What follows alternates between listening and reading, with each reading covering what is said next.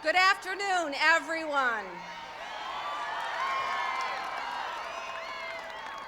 I am so proud.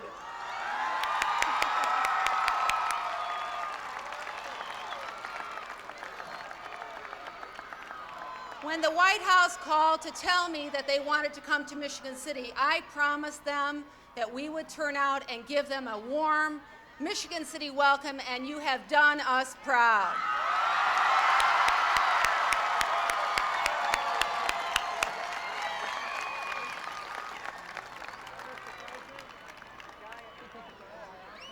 What a wonderful day for the city of Michigan City, for the county of LaPorte, and for the great state of Indiana.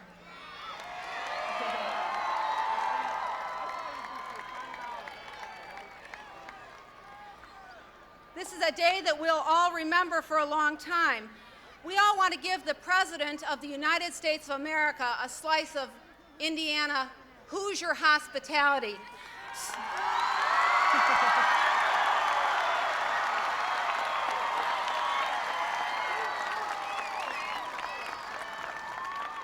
So, on the count of three, I would like everyone to join me in saying, "Hello, Mr. President." Especially you school children way out there. 1, 2, 3. Hello, Mr. President.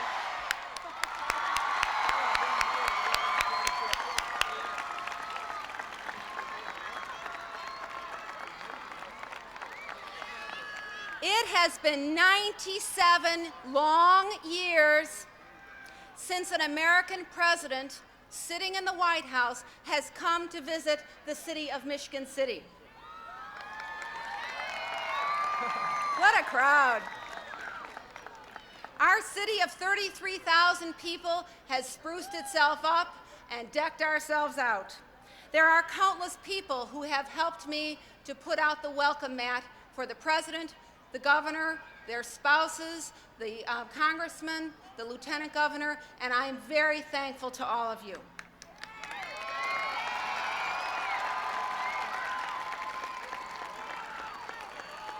Mr. President, your visit to Michigan City has drawn our community together with a sense of excitement and a feeling of honor. We hope you will take home with you warm memories of a pleasant afternoon in Michigan City.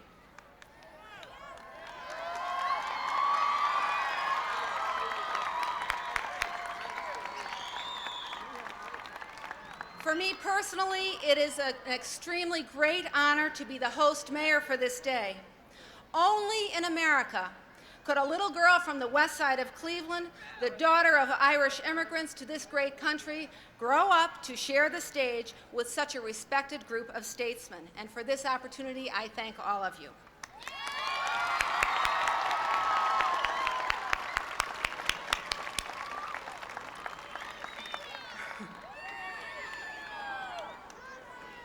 At this time, it is my great privilege to introduce to you a friend of mine and a friend of the people of LaPorte County and the citizens of Indiana. Congressman Tim Romer is a dedicated representative in Washington.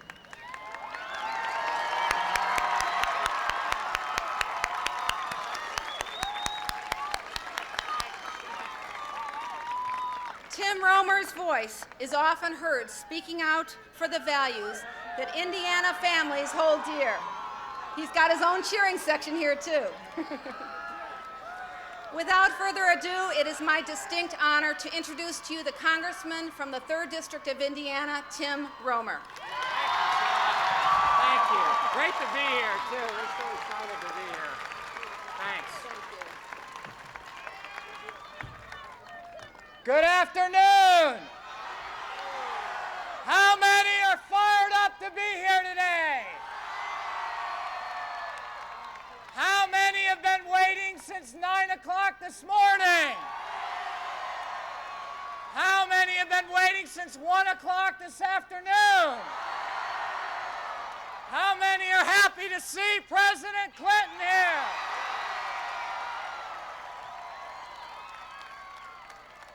How many are from the state of Michigan? How many are from the great state of Indiana?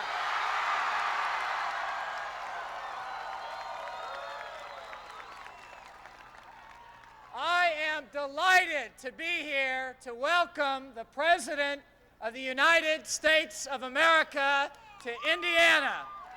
It gives me great pleasure to welcome a sitting president for the first time in 97 years. So let's make up for that and let them know how happy we are to have him.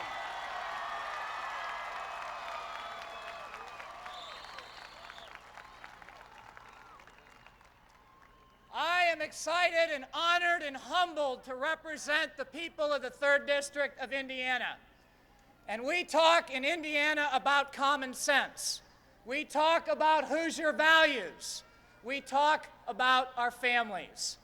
And certainly, as we have fought in the United States Congress for programs that represent these esteemed values. Now, some in Washington, D.C., ladies and gentlemen, some have tried to cut the school lunch program for children.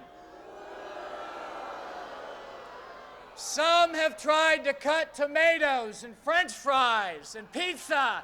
President Clinton said, no, we want school lunches. Some in Washington, D.C. turned and tried to cut student loans for our children for colleges. President Clinton said, no.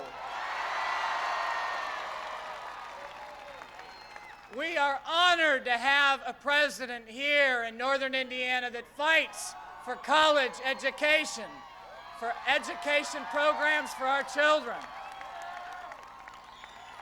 Finally, ladies and gentlemen, let me say we have one of the best Head Start programs in America in Michigan City, Indiana. We have 50 children on the waiting list to get in to our Head Start programs. President Clinton wants to get all 50 into those Head Start programs. Let's expand Head Start.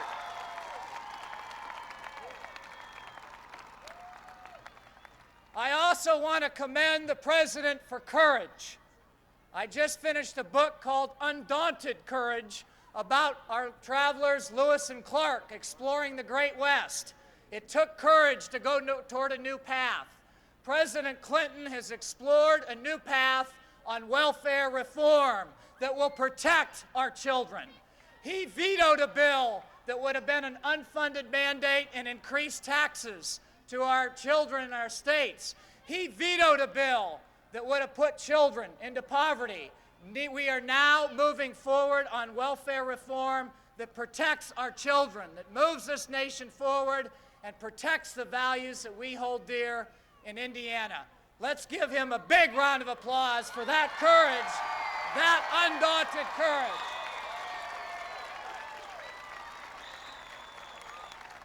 It is my privilege to recommend and invite up to the podium not a politician, but a public servant and a friend of mine.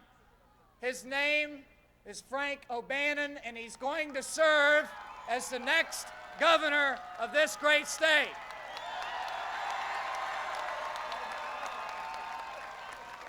Frank O'Bannon is from southern Indiana, but he practically lives in northern Indiana. Frank is about Indiana values and Indiana common sense. He's not just from Indiana. He and Judy, who have been married for 39 years, are about Indiana. I bring you the next governor of the great state of Indiana, Frank O'Bannon. Thank you. Thank you very much. Thank you. First, thank you. Thank you. First, let me thank all of you for being so patient, being here. Some been here since 7 o'clock in the morning, working through some tough times, watching our public servants pick people up and move them out, being here to be a part of a historic day. I look forward to leading Indiana for the next 4 years.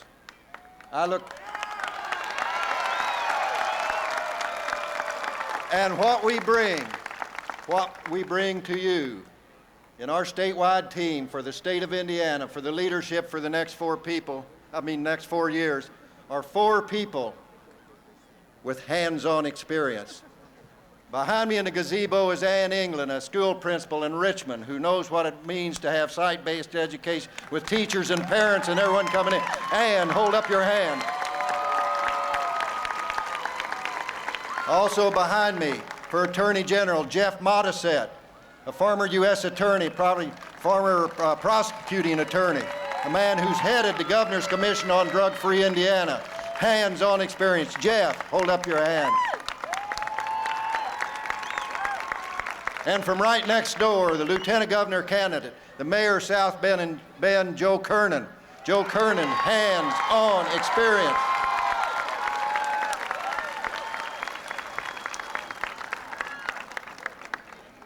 We're proud and privileged to be running for leadership here in the state of Indiana, to build on a foundation that's been laid for the past 8 years by the Biden administration, to build on a foundation that's been laid by President Clinton and Vice President Gore.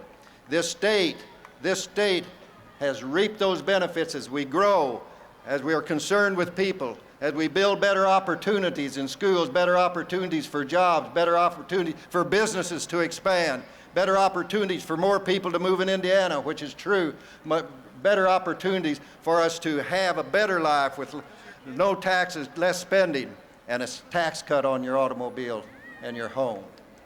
That's been laying the foundation. We want to take that forward, upward, to the next step, and not take a detour or a U-turn.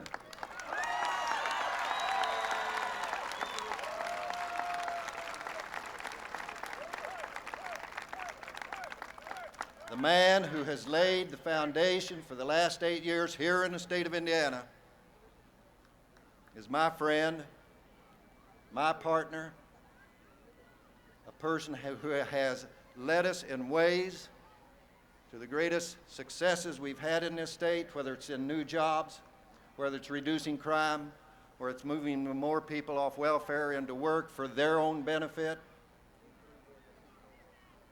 or for making this state a better place to live. You all know him. Judy and I have been very fortunate to serve with him and Susan. Ladies and gentlemen, our pride, the keynote speaker last night at the convention, our great esteem, Evan Bayh, Governor of the State of Indiana.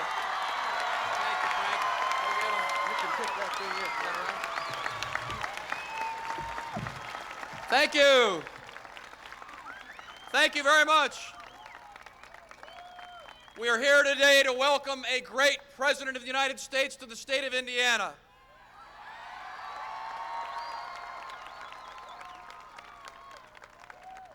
President Clinton and the 21st Century Express are exciting Americans across our country. For the first time since Bobby Kennedy and Harry Truman, Americans are coming out and lining the railroad tracks to see our leader move our country forward.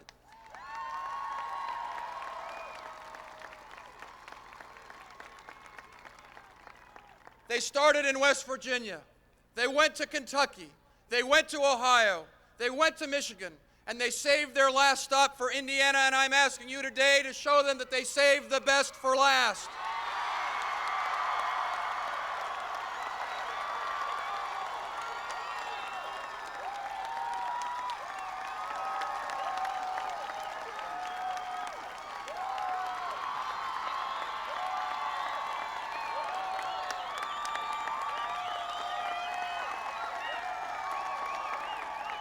Last night, 4 more years, 4 more years, 4 more years, 4 more years, 4 more years, 4 more years. Last night we had an opportunity to share with the nation the pride that we feel for our state.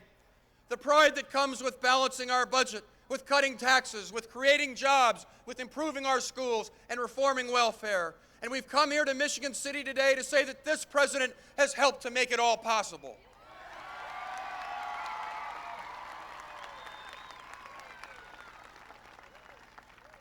President Clinton is meeting our challenges by preserving the values that we care for. He's meeting the challenge of growing our economy and has helped to create 10 million new jobs over the last 4 years compared to 1/4 that number during the previous 4.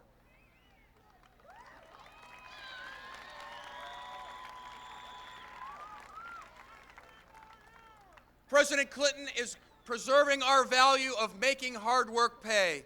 He fought for an increase in the minimum wage, and 10 million Americans got a pay raise thanks to President Clinton.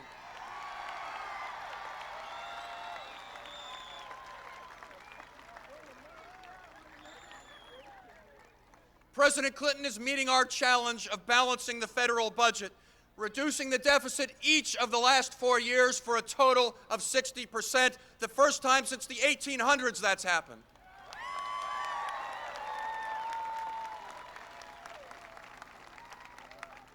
But unlike his opponents, he's doing it while preserving our values. When his opponents threatened deep cuts and threatened our values by cutting Medicare, Medicaid, education, and the environment, President Clinton said no, and we stood with him, and the American people won.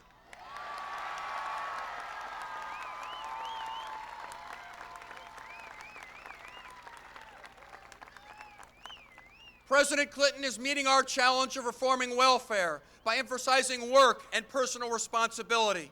But he's doing it while preserving our values of self-reliance through education and job training. That's what Bill Clinton has meant for this country, and that's what he will take with him into the next 4 years.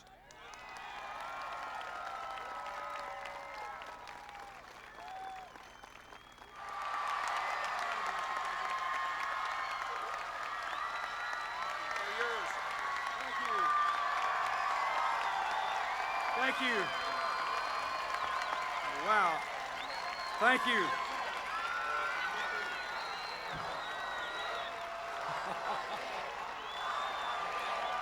Thank you.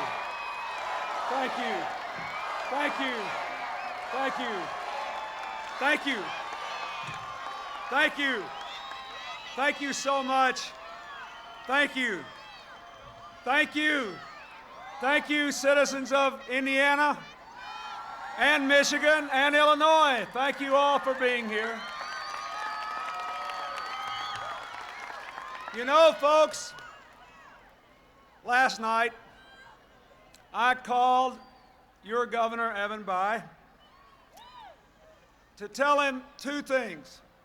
First thing I said is, I loved your speech. Thank you for speaking for America and for what we did.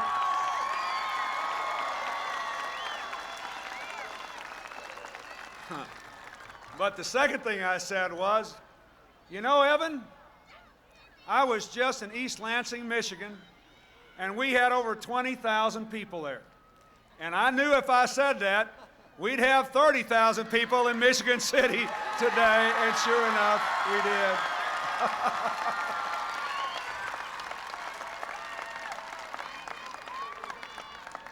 Mayor Brilson, thank you for your welcome to the city. And thank you for your leadership.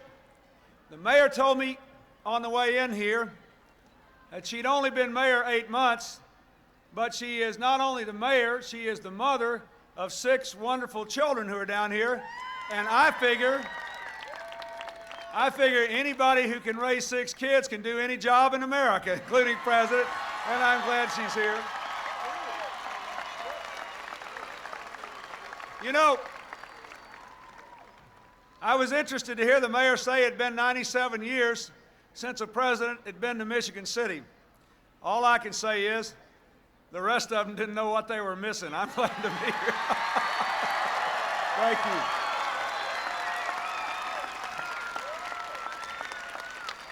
I thank your Congressman Tim Romer.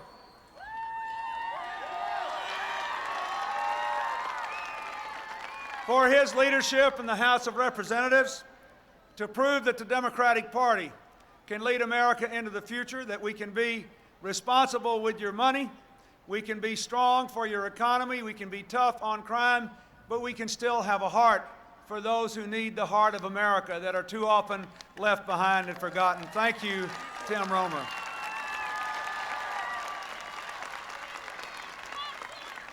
I want to thank Lieutenant Governor Frank O'Bannon and his wife Judy for being here with me. And I want to tell you something, folks. Each year, the job of the governor gets a little more important. If you watched our convention, you know there's a lot of discussion about the welfare reform bill that I signed. Let me tell you this. I want you to understand just how important this decision is for governor in Indiana.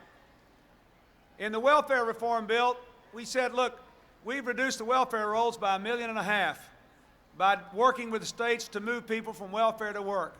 We think we can go all the way. We could take 800,000 kids and mothers off welfare tomorrow if we just got people to pay the child support they owe.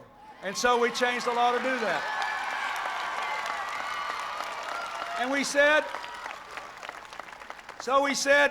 here is the new deal. We're going to have a national protection for the medical care for poor people and their children. We're going to have national protection for the nutritional needs of poor people and their children. We're going to have a national program that guarantees child care so when people go to work, even if they're in lower wage jobs from welfare to work, they won't have to worry about their kids. They'll be able to pay for child care. But we said we're going to take the money that used to be in the check itself, the federal and the state money, and give that money to the states, and then the states will have to design a program that will move people from welfare to work within 2 years. Now, when you make this decision for governor, there will be no question more important than who do you trust to really care about giving the people who have been trapped on welfare the same kind of life we want for all American families. We want people to succeed as parents and succeed as workers. Frank O'Bannon will do that, and I want you to give him the chance to do it.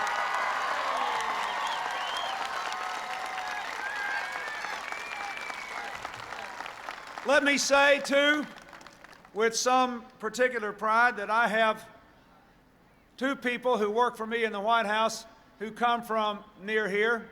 My military aide, June Ryan, Lieutenant Commander in the Coast Guard's parents live near South Bend, near here. That's not very far. I think they play football there, somebody told me. And one of my speechwriters, Carolyn Curiel's parents, Angeline and Alex, live in Hammond, so I feel like I'm near home, at least for them. Is there anybody here from Hammond, Indiana? Yes, that's good. And finally, let me say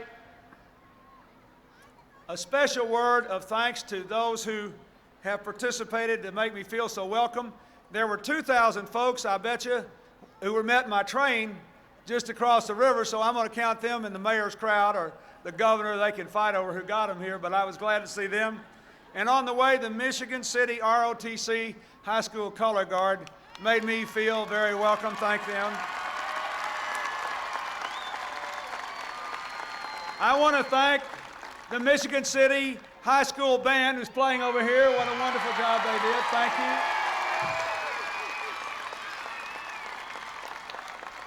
I want to thank a teacher who is behind me named Stacy Riesdorf. She and her 8th grade class wrote me when I was coming.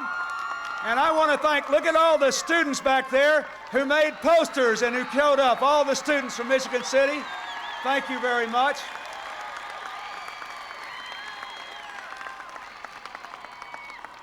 I want to thank the National Guard for providing water, and if you need water, take it. I don't want anybody passing out here. I want you to be just hot enough to be excited, but not anymore. And let me finally say, I know that there was an accident here earlier, and I want you to keep those folks in your prayers. As far as we know, they're okay, but we haven't gotten a final report. And let me also say to all of you, I don't think you can imagine what it means to me to see you out here. To see when you read and you hear people say, well, nobody believes in the political system anymore, and people are cynical and this, that, and the other thing. I don't see any cynicism here. I see America and America's future, and I like what I see.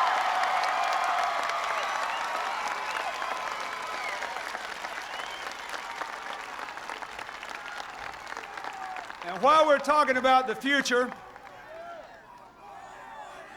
thank you. Thank you. Thank you. Thank you. Thank you. Thank you. Let me say one thing about the future before I go on. I appreciated what Governor Bayh said about the relationship that he and Susan have had with Hillary and me. It's way beyond politics and beyond the fact that we're in the same party, beyond the fact that we served as governors together for years. They are our friends, and they are two of the finest people I have ever met. You have been very fortunate to be served by them.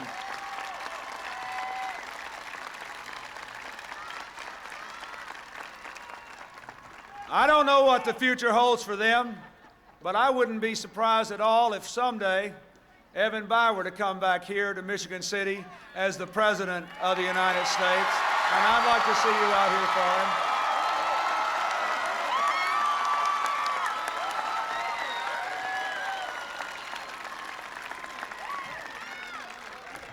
Folks, we've had a lot of fun at our convention, but I've had just as much fun with America. A few days ago, Hillary and Chelsea and I went to Huntington, West Virginia. And then Hillary went on home to Chicago, and Chelsea and I started this train trip through West Virginia and Kentucky and Ohio, then into Michigan, and finally here into Indiana. And I took that train trip. I took that train trip for two reasons. First of all, with an enormous sense of humility, I'm on my way to Chicago to accept the nomination of my party for the presidency for the second time. It is,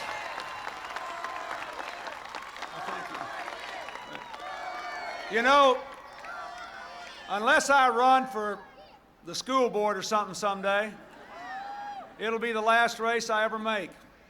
And I wanted to take this trip through the heartland, to look into the faces, the eyes, the hearts of the people that I ran for president to help, the people I have worked for and fought for 4 years, and I have loved every mile of the track, all the people I have seen. But I also wanted the American people to see, including all the people in all the little towns that came out to see the train come, all the school children standing by the road, all the people who put their pennies on the rails so the train would give them flat pennies, all the flags, even some of the loyal opposition that came. I wanted them all to see that we were not only on the right track to Chicago, we are on the right track to the 21st century, and that's the track we're going to stay on.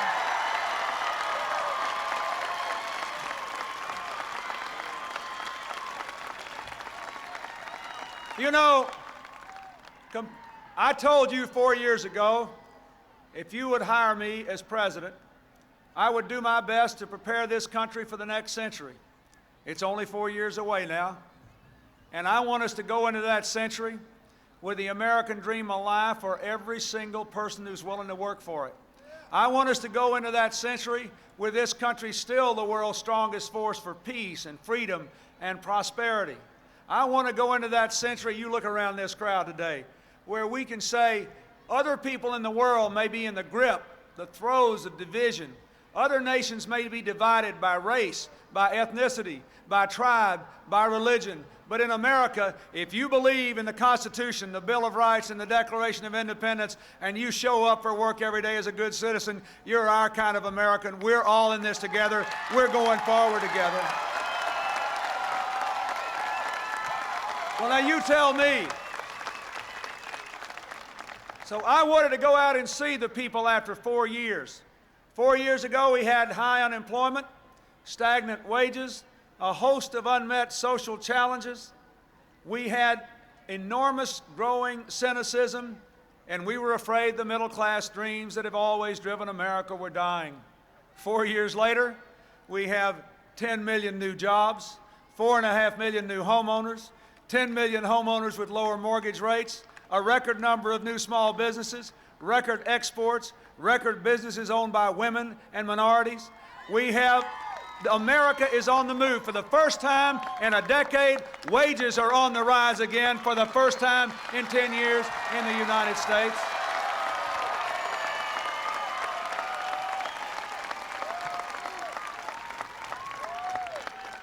The crime rate has come down for 4 years in a row as we have given police officers and citizens at the local level the tools they need to make the most of their capacity for safe streets. We're putting 100,000 more police on the streets. We did pass the Brady Bill, and 100,000 felons, fugitives, and stalkers lost their handguns, but no hunters in Indiana or Arkansas did. We did the right thing.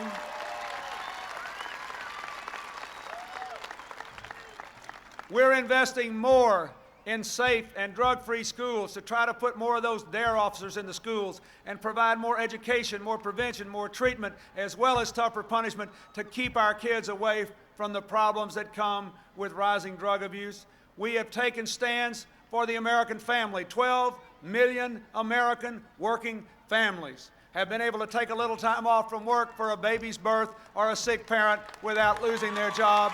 That's good for America.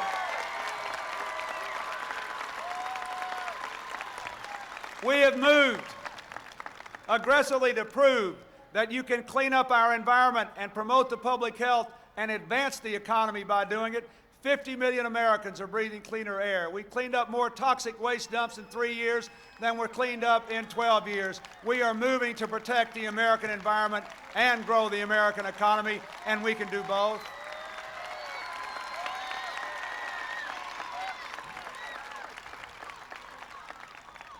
And we have done this in a way that brings the American people together. We have faced a lot of tough challenges around the world, and I've had to do some things that were frankly unpopular with the majority of you. But because we went into Bosnia with our allies, no soldier has fallen in combat so far there, but the slaughter has ended, and the people at least are being given a chance to get over the madness of their ethnic hatreds and go on with civilized life and be a part of a free Europe and a free world. And because we have worked with the Russians to be free, to promote their democracy, to promote their economy, to get their troops out of other countries, to be a constructive partner, for the first time since nuclear weapons were developed, in the last 4 years, there is not a single nuclear weapon pointed at an American child anywhere in this country, and I am proud of that.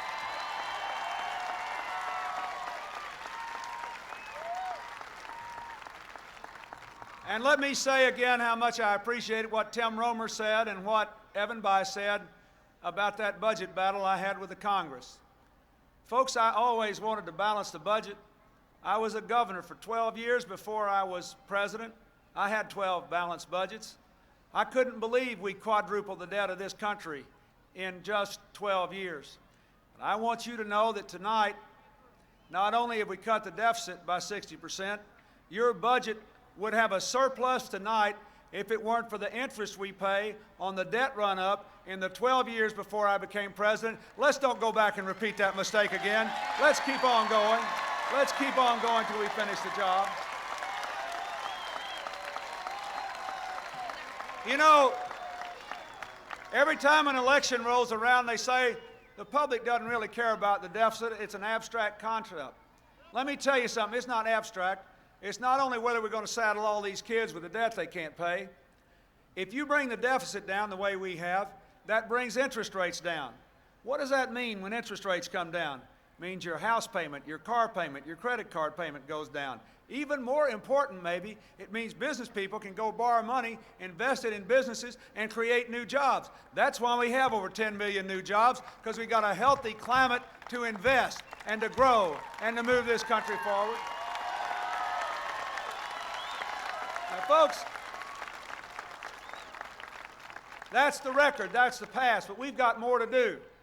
We've got to keep going until every single citizen in this country who's willing to work for it has a chance to participate in the American dream. We've got to keep going until all our streets are so safe that if you come home at night and turn on the evening news and the lead story is a crime story, you are shocked instead of numb to it. That's when we'll know we have the crime problem whipped. We've got to keep going. We've got to keep going until every single one of our children can read well by the 3rd grade, until every single one of our teenagers know that drugs are dangerous. They're not only illegal, they will kill you. We have got to turn that around. We've got to keep going until we solve the problems of America and take everybody into the 21st century. Everybody. We've got to keep going until every American believes that we cannot afford to look down on one another.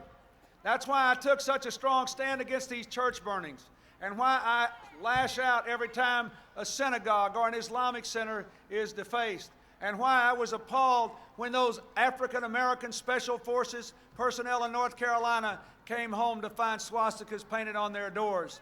I bet you we've got some former Special Forces people in this crowd today.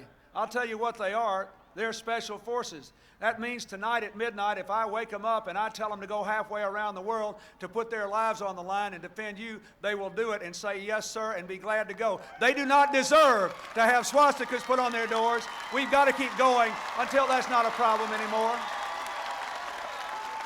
We've got to keep going.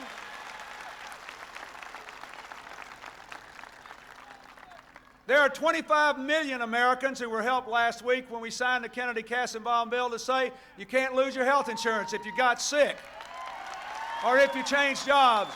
But we've got to keep going until unemployed families, when they lose their jobs, get a little help so they can actually afford to keep their health insurance. We've got to keep going until small business people in this country can not only afford to invest in their business, because we've given every single one of them a tax cut if they invest more in their business in the last 4 years. We've got to keep going until small business people can actually afford those health insurance policies that the rest of us enjoy for their employees and themselves.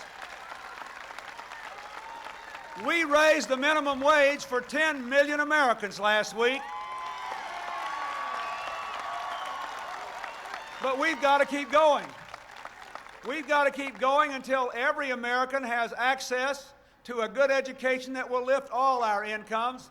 That's why I say we ought to have a family-friendly, targeted tax cut that we can afford, that focuses on giving the American people the ability to take out an IRA that they can save for with a family income up to $100,000 and then withdraw from to pay for a college education, to pay for a first home, to pay for medical insurance. That's the kind of tax cut we need. We ought to give families a tax deduction for the cost of college tuition, a tax credit for a community college education for 2 years, so everybody in America can have 2 years of education after high school. We can afford that. We can balance the budget. It will make us a stronger country. I want you to support that. I want you to support 4 more years, not just of Bill Clinton and Al Gore. I want you to support 4 more years of more opportunity, more responsibility, and more community. I want you to support the idea that when the year 2000 comes around, we will go roaring into the 21st century as the greatest nation in the world with our best days before us. Will you help me for the next 70 days? Will you stand with us for 4 more years? Will you talk to your friends and neighbors and ask them to go forward with us? Thank you. God bless you. On to Chicago. Thank you.